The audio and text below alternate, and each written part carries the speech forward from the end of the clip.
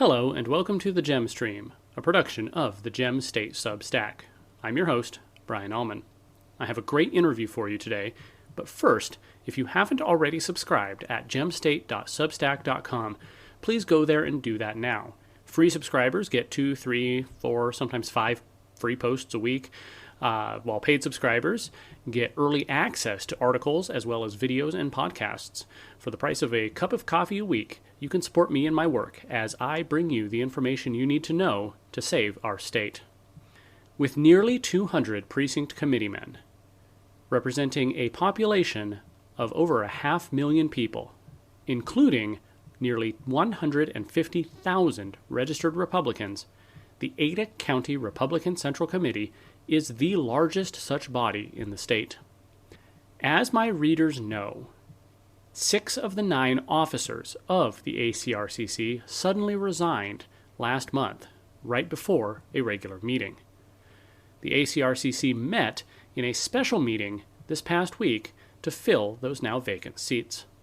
The person they elected to serve as chairman of the ACRCC for the next 6 months was Thad Butterworth, who joins me today. So, Thad, hello. It's good to see you, and congratulations on your new role. Thank you, Brian. It's good to see you too. Now, chairing any county committee is a big deal, I think. It's an important position, but Ada County really is an entirely different animal. What have you found in the last few days as you've taken on this role, and what are your first priorities?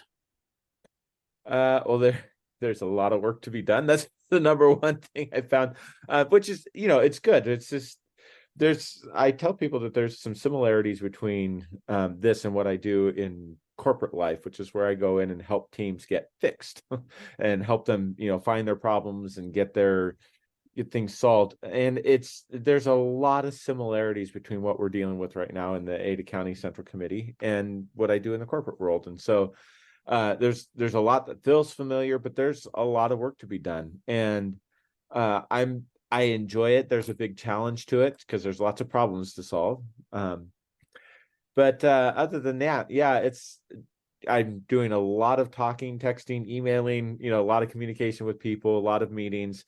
And that part I enjoy. I like getting to talk to people and getting to know more about them. And so this part of it has been really fun, even if it is a tiny bit exhausting. Well, I appreciate your time taking a few moments to talk with me, even amidst all the chaos and busyness. Yeah.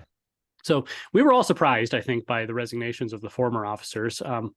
What led you to decide to stand for this position yourself? What made you think that this is the right fit for you? Well, there's a couple factors. One is when I first became a precinct committeeman, I really did notice a lack of cohesive team unit. And of course, this was one of the things that I observed throughout the first year and a half of working with the Central Committee is there's a lot of infighting. There was a lot of just not the best team culture. And I don't think it was by design. I just think not everybody sees a group like this, they think political and they don't think team. Well, I've done this in volunteer organizations and I've done it in corporate world. And for me, I saw an element that was really lacking, which was just that teamwork. So that's one of the big things that I'm really wanting to help bring together. I think we've got a great nucleus of people. The Central Committee has some really talented people in it. And the biggest thing we need to do is just give them the ability to do what they're good at and give them a goal to shoot for. And quite frankly, with what we have coming, with the elections and primaries and the March caucus, we've got enough work that we can get people moving towards a goal. And I think we can accomplish it. And that was really the motivating factor, was looking at what's going on and saying, I can help with that. Cool. Well, hopefully you're settling in and you can make that a reality. Yeah. I'm curious, how did you get involved in politics in the first place? Everybody has a different story that leads them to this arena. What got you involved and what has motivated you to stay involved? So that is an interesting story. I've always kind of paid attention to politics. This is going to set my age a little bit. I was of a cognizant age during 1980, and the Reagan and Carter election was the first one that for some reason that captured my attention, and I just always kind of followed it. I followed it on the national level for a lot of years, and really didn't pay that much attention to what was going on in Idaho. But I was following the national elections that seemed to be the big one everybody talks about on the news and all that. But so what drew me into the local stuff was I have a friend that I worked with at one point, and he was connected with people, because of homeschooled movements and stuff like that. And a particular legislator at the time had reached out to him and said, "Hey, I'm looking for some ideas on this issue." And so my friend forwards me the email and says, "You've always got ideas. What do you think?" And so I sent back 5 quick ideas, and the next thing I know, I'm getting an email directly from that legislator saying, "Hey, can we meet?" And that is how I ended up here. That was several years ago, but what was interesting is he just connected me with a bunch of people, and I started working with them, and off and on over the years as time has ebbed and flowed, and I had bandwidth. We raised 3 boys. They're all grown now, so there were times where that was fairly intensive, in the junior high and high school years, but it's still, there was always that piece there, and every once in a while I'd get a call from somebody, "Hey, will you tell me what you think about this?" Or "How would you message this?" Just little things here and there. And then we started to see some things happening in the state that I got involved with, and arranged some groups to go down and testify at the Capitol for certain subjects. And then Meridian, we moved to Meridian about 6 years ago. We'd been in Boise before, moved to Meridian, and immediately after, there were some things that started happening in Meridian, and I saw there was a really big need to kind of bring people together. And that's kind of what drew me in. I ended up working with Conservatives and I founded the Meridian chapter, and worked with that for several years. Grassroots organization, great organization. Of course, now, as I told him, I would love to stay and help, but there is no possible way to do this.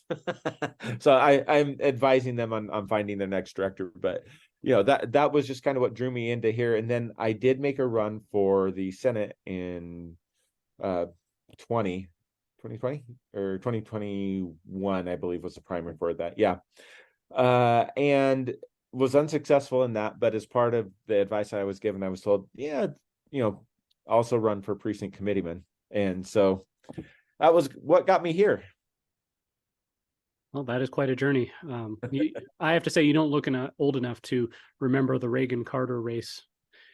One of my early memories is staying up to watch the 1992 presidential election returns, George H.W. Bush and Bill Clinton. And I've been, like you, I've been interested in national politics. But once I moved to Idaho, I found that local politics not only matters more, but it's easier to get involved. Yeah. So there's not a very big wall between politicians and people here in Idaho. You can go meet your legislators, even meet, governors and attorneys generals, and people who make these important decisions. They're not walled off. You can just talk to them. Yeah. When we lived over in Boise, one of our senators was right there in my neighborhood, lived, I don't know, 3 or 4 blocks away. And so I would talk to him. He wasn't always happy with it when I talked to him, but he knew who I was. It was kind of funny. And then moving to Meridian, we lived really close to our senator as well. Again, within easy walking distance. And so I got to form some relationships with them, with both of them, and really enjoyed that. They're just people too, whether we like their decisions or not. And it's always interesting to hear what motivates them. So in 2022, you ran for state senate to succeed Regina Bayer. Yes. Unfortunately, you didn't succeed in that contest, but a couple questions about that. First, did you get to know Senator Bayer and her family through that process?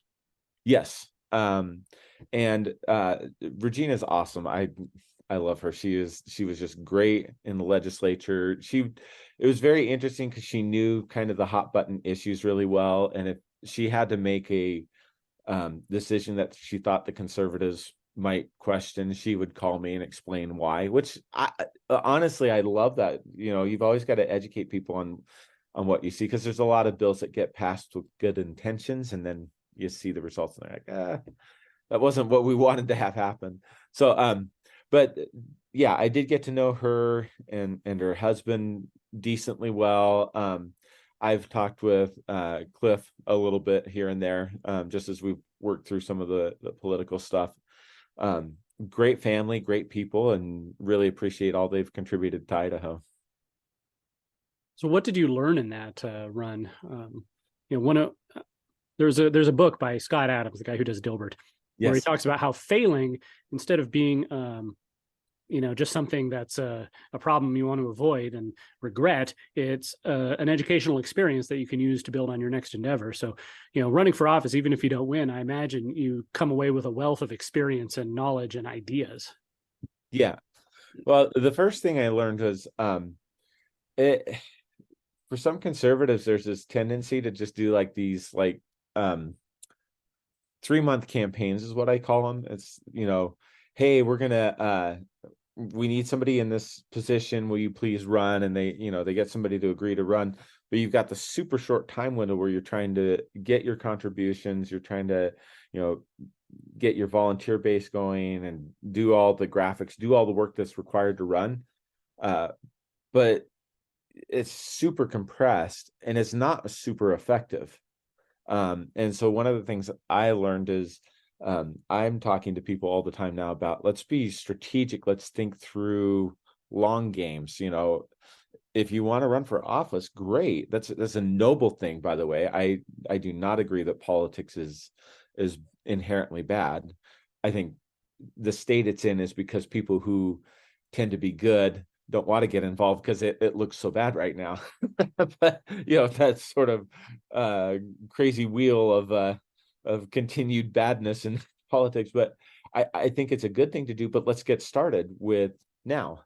Let's get your name recognition out there. Let's have you work on some campaigns. Let's have you interface with certain political figures. Let's get you into what's going on, so and you're not walking into a situation that you know absolutely nothing about, and then you're surprised by all the results. That sounds like the sort of thing that a Republican Central Committee can get involved with to prepare candidates for what they're going to face. It actually is, and it's a big part of what I think is strategic and needs to happen. The more I have dug into what central committees do and the influence they have, the more I'm convinced that, we complain a lot about what's going on in the political realm, but the central committee is a great place to start, because you get trained in how to interface with people in the political realms. You learn how to build the networks. There's all this learning that takes place there, and that's what makes for a great candidate, because you walk in knowing what to expect and knowing what to do. So having been involved with Conservatives of a political advocacy organization, a PAC, and also run for office, and now you're the chairman of the Ada County GOP. How do you see the differences between legislative races, a PAC, and party politics, and what's similar between them? Okay. Differences. Campaigns are very interesting because they tend to be a little bit more on the chaotic side. You're just constantly running and talking to people and handing out lit and doing all that. Whereas with the PAC, and so my involvement with that was more on the organizational side and not so much the PAC side. So there's two sides to conservatives of.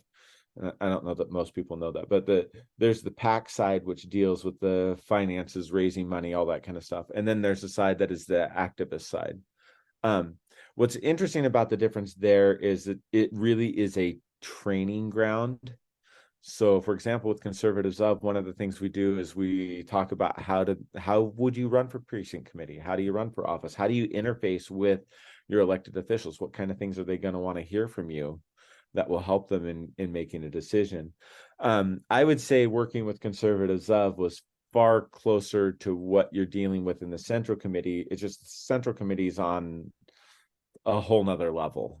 It's moving up quite a few floors, or you've just gone from the dirt track that's in your neighborhood to you're now running at Meridian Speedway. That sort of there's a whole nother level that comes up with it that requires some skill and finesse, and being able to talk with people who don't always get along and help them find common ground.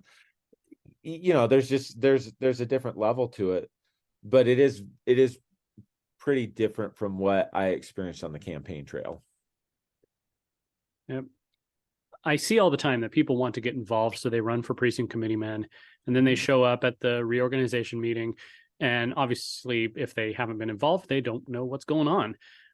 Come in without really a knowledge of how meetings are run, Robert's Rules of Order, the fact that we have bylaws. I mean, it honestly, after me getting involved, it took me probably a year or two to really grasp that a PC represents their neighborhood on both the legislative district committee and the county committee. And I like to think I can figure things out. And if it took me that long, I think most people just don't quite know how the system works. And I was even talking to someone the other day who was, preparing people to run for legislature. And his first question to them was, okay, what are the duties of a legislator?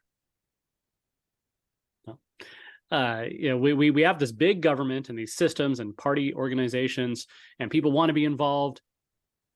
And it's like, I think people need more guidance, more direction, more help. And how do you see, your role and the role of the Central Committee in raising these people up and getting them prepared to take part in this system? That's actually, I'm so glad you asked that question, because that is part of the vision I have is actually in that process of bringing in PCs who we train them again in Robert's Rules of Order. And I can completely relate to you. It took me a good year to figure out the nuances of what we were working with in the Ada County Central Committee. And mostly it was because I would ask questions or go and read and look things up. I would love to see with what we're developing right now, a very strong and formalized training where we get it right after the election. We get our new PCs together and go, okay, this is how Robert's Rules works. This is the basics of it. This is how you communicate and market, and this is how you talk about things for PR sake. These are the things you can do. Get our PCs connected to some of our legislators and helping as much as they can, hanging out with them, learning what's going on, learning how the legislature works, and then helping them learn fundraising skills. You got to have that as a candidate. I mean, you just absolutely have to.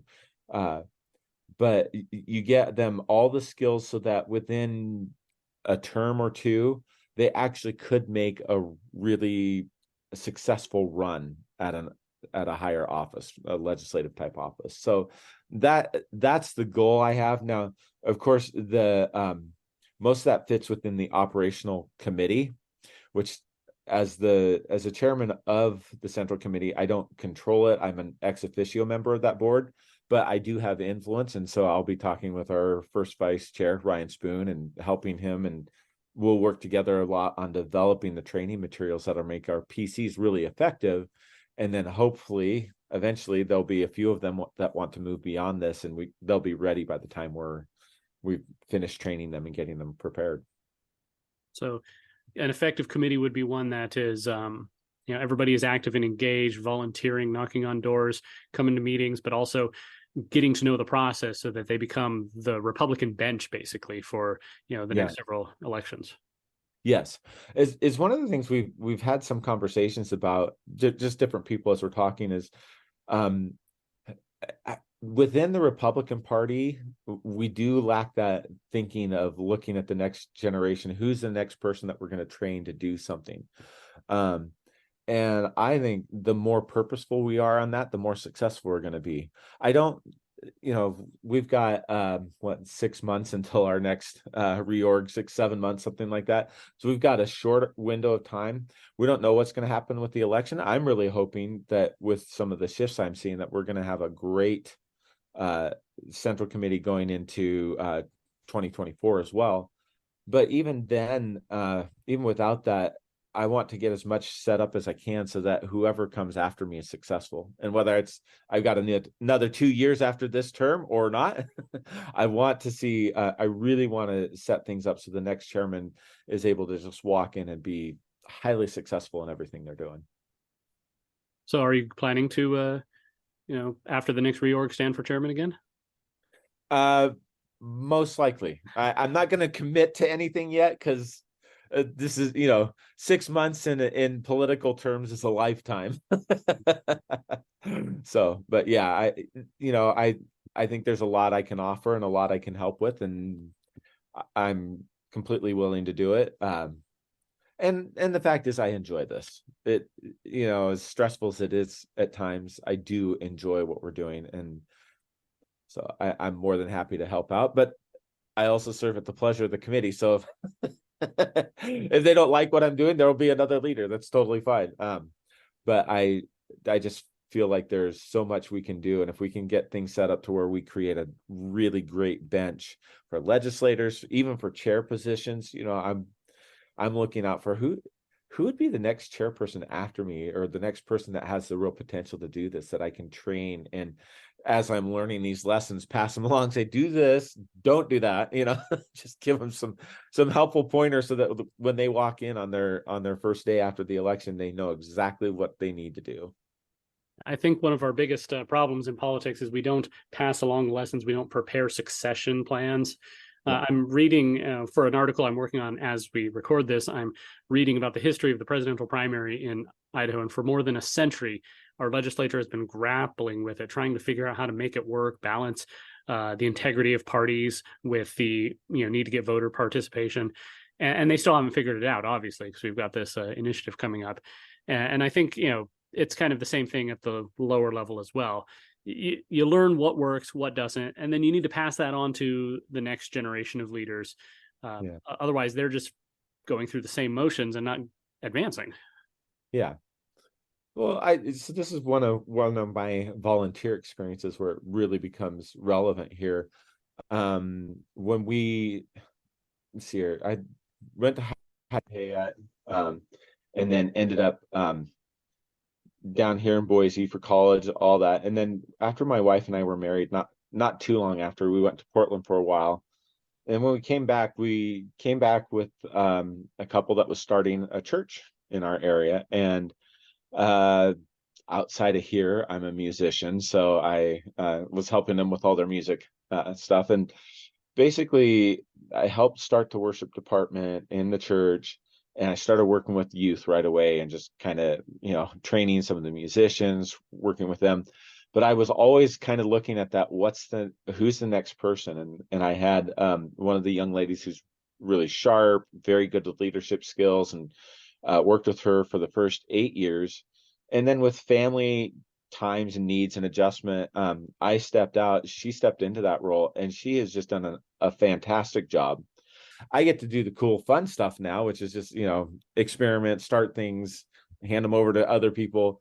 But it's that kind of mentality that says there's somebody that's coming up behind you that actually might even take this further than you could, and always be looking for that person, always be looking to train people. And that's how we build a successful party. If every person in the party was looking at their alternate as they're training them as their replacement, we would have such a deep bench that it would be incredible. I think that's a good perspective. And unfortunately, in our political system, there's a tendency to just consolidate power and hang on as long as possible. Senator Dianne Feinstein of California literally dies in office because she's in her 90s and just refuses to step down. And you see so many of our leaders are just they're in that age and they don't have any succession plan. They don't have any idea for what happens. It's like après moi le déluge. It's whatever happens after you're gone, it's not your problem anymore. Which I've tried to cultivate a long-term view. What am I doing now to create the world for my children and their children and their children, years after? And I think, having that philosophy, even within a party organization, is a great way to go forward. Yeah, absolutely. We have to think more than just one generational. I'm a pretty big reader of history. I love historical stuff. And And one of the things that's been really interesting to me is even some of the ancient Hebrew history was, you would watch, they'd have a really good king, and then the next guy after him was really awful, and then maybe one or two, and then they'd get another good one. But it was like they never were thinking through, how do I train my son to take over my kingdom? What is it I need to do to put the integrity and character into him that he will be successful? And it just is it's one of those lessons that you look at and say, I don't want to do that.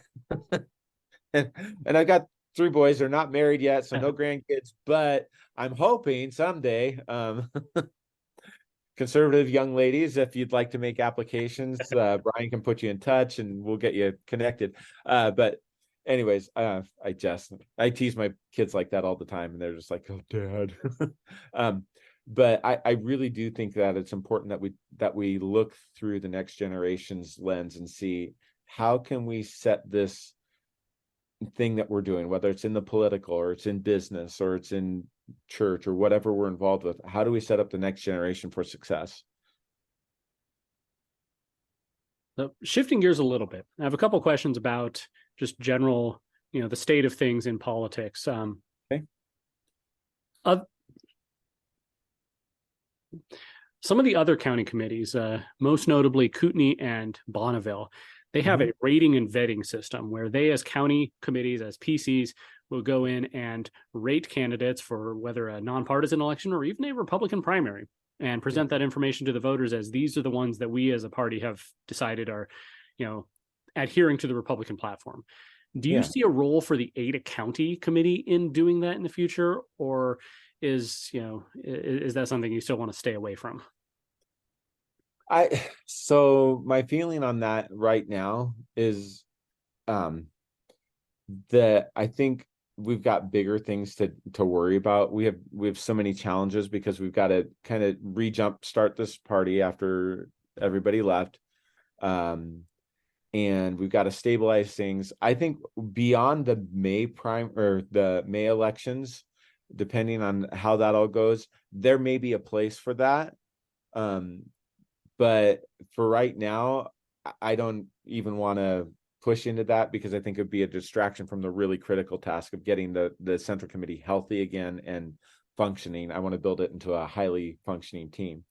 Doesn't mean that a situation couldn't arise where we feel the need to do it, but it's got to be driven by the committee, and it's got to be the right timing to do it. Speaking of timing, this initiative for ranked choice voting is in the news everywhere right now, as these organizations are really pushing it. They're getting people to sign it, and it's kind of dominating the conversation. And if it passes, it could completely change the way we do elections in Idaho. And I think it's fair to say that most everybody in the ACRCC is against this petition. What do Republicans need to do right now to take a stand against it? They need to be talking to their neighbors, to their friends. If you're in the ACRCC and you're a precinct committeeman, you should be walking your neighborhood, handing out the decline to sign, explaining what's going on. If you belong to a church, you should be talking to your fellow church members about why this is such a bad idea. If you're part of a civic organization, you need to be talking to people. Really, our best option right now is we've got to build our grassroots out and get everybody active and saying, this is the worst thing we could possibly do. This is the kind of thing that results in a downtown Portland or a downtown San Francisco, which we all know what's happened down there. So we really got to push back, but we're up against a media that's not going to help us. They of course love this because it puts Democrats in power in perpetuity. So what we have to do is get everybody to the place where they understand what's going on and understand the dangers. And that just involves telling people, okay, you've got to vote no. Hopefully we can stop it in a county or two so that it doesn't get on the ballot, but we also have to be prepared in case it is on the ballot. And it's going to take everybody talking to everybody to get this defeated. Another question: what what can Republican voters, especially those of us here in Ada County, what can we expect for next year's caucus? Well, the caucus is going to be, it's actually going to be more fun than people think. I was here in what year was that? That 2012? 2012? Yeah, I think 2012 was the year we did a Republican Party caucus for the first time. Um, it was the first one we've ever done. It was rough, for multiple reasons. But the one thing that was fun was there's a great atmosphere there. You had Republicans talking to Republicans for the first time in years, so there were some advantages to it. What I love about this one is it's going to be done out in smaller areas. So in your legislative districts, in most cases, you're going to have one or two caucuses, but it's all going to be focused around your area. So you're going to get in there and talk with your friends and neighbors. Maybe some of them you've never met, some of them you've never seen before. You're just going to get you're going to get some great interaction there. You're going to hear from the candidates, whether it's by video or some other method or a representative. But then you're going to vote, and you can either stay and catch the results live, or you can go home and find out later. It's up to you. It shouldn't be hours and hours. It's going to be very quick. It's going to be secure because it's going to be paper ballot, hand counted, signed, ID required, all that sort of stuff. So it's going to have a really smooth process. And I think actually it's going to be fun. I think people will really enjoy it once we see this happen. As long as us in the precinct committees and the central committees, as long as we do our job, people are going to enjoy it, and it's going to be highly successful. Personally, I'm looking forward to it. Maybe I'm not normal, but I'm a political junkie. I enjoy this sort of thing, and getting together with a whole group of voters to go to talk politics, that just sounds fun to me. And yeah, oh yeah. Speaking of fun, in your speech that you gave to the committee last week, you said you want to make Republican politics fun. I'm sure some people will say, "Wait a second, politics should be very serious." But so how do you make it fun while still taking seriously the problems that we face? Yeah. Well, there's in a lot of organizations I've worked with, there's a lot of serious work that needs to be done. But just because it's serious work doesn't mean that you can't have fun with it. You should have the ability to, interact well with your friends and your coworkers, and making fun events. So I love to do like team building events and those sorts of things. That they always have an element that's fun. But the other part is it really comes down to attitude. And so for me, I have to model that, even if I've had a stressful day and had 10 bad calls on my way from my home office to down to the central committee meeting. I've got to get out of my own attitude and be lighthearted, make it fun, enjoy being with the people. Those are the kinds of things that help. Doing team events, we've already had some discussions about what kind of fun events we could do around either the election coming up, or even talking about Christmas and holidays, where we're doing stuff that's not so much focused on politics for a few minutes. We're just going to go and hang out with our families and play some great icebreaker games, get to know each other, that sort of stuff. So that sort of team environment is really important, and making opportunities for it. But it really does come down to the attitude. It's like if you and I and some of our closer friends that we developed during our time working on the precinct and the political issues, if we were to sit down at a restaurant, we would enjoy it a lot, because we have these commonality points. We've got to build that within the whole committee. Even if we don't agree with people, I have some friends that are a little more to the left, and I still have a great time talking with them, and we have fun. We actually can have fun debating, because it's not we're always debating the issue and not attacking each other. And that's really, really important, is that we can debate issues and we can have these disagreements, and somewhere in the middle of all that debate we find answers to problems. And that's another part of making it fun, is you're accomplishing something, but you're doing it in an environment where you're safe to express opinions and nobody's going to come after you and cancel you. It does sound fun. Yeah. So we are running out of time here because I am on the free version of Zoom. Ah, I appreciate your time though. And can you, do you have any final thoughts or ideas if people want to get involved and they're not already? yeah. Just I'm really optimistic about the future of the Republican Party. I think there are so many great things going on and so many great shifts I'm seeing. And so I want to invite people, yes, come get involved. We have our central committee meetings. Most of the time, guests are welcome to be there. Uh, a few times they're not, but those we can make really clear. The best thing to do to get involved if you're not currently involved is connect with your precinct committeeman in your local neighborhood. You can look that up on the Ada County website.